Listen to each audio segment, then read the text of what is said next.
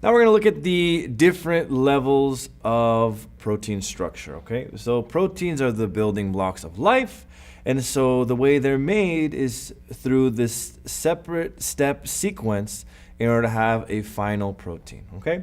So when we look at any kind of protein, what are proteins? Proteins are a combination of two or more amino acids held together by a specific type of bonds called peptide bonds. There are four separate levels, so four separate types of protein structures, and we're going to go over each of them.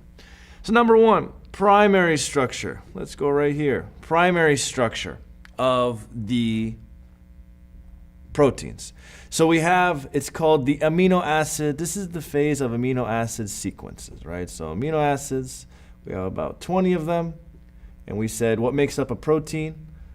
Two or more amino acids, right? So I'm going to put another amino acid next to it, and then I'm going to put a little N here. So we can have a little dot, dot, dot. Again, it could range from 2 amino acids to 200. It doesn't really matter. And so the primary structure is only specific after protein synthesis, where you have the amino acid chains that are being generated, the amino acid sequences. When we get to the secondary structure, so when we see the secondary structure, this is where we get to see the alpha helices and the beta sheets. So the alpha helix and beta sheets that are being presented here during this structure. These are the two components. And the way they're made is due to the different patterns generated from a specific other type of interaction, type of hydrophilic interaction called these hydrogen bonds. So these hydrogen bonds that are generated here for them gives them these alpha helices and beta sheets. And so hydrogen bonds allow for these patterns to be created, giving the protein's secondary structure. Now, we want to make this model more three-dimensional. So here now, we have the next structure here, which is called the tertiary structure. And a tertiary structure is a component that is generating a three-dimensional structure for proteins. So now you have this folding that's being generated, right, happening in certain organelles like the endoplasmic reticulum, where this 3D structure now is being created for the proteins.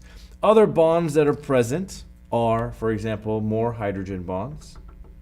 You have certain disulfide bridges that are being created, and also these disulfide bond, and these salt bridges that are being created. But again, the whole purpose of these bonds, specifically the disulfide bonds, is in order to allow for a proper, organized, and packed three-dimensional structure. Okay, in the 3D region, or the tertiary structure, also you get another type of reaction called a hydrophobic interaction. All right, so we can even write that here, hydrophobic. And so this basically is an interaction where hydrophobic molecules come together, generating a bond.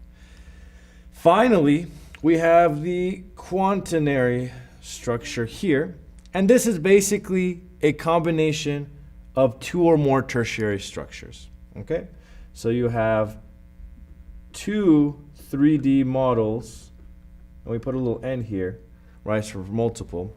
And they contain, majority of them have these hydrophobic interaction. Okay, so these are the three different steps for the levels of protein structure.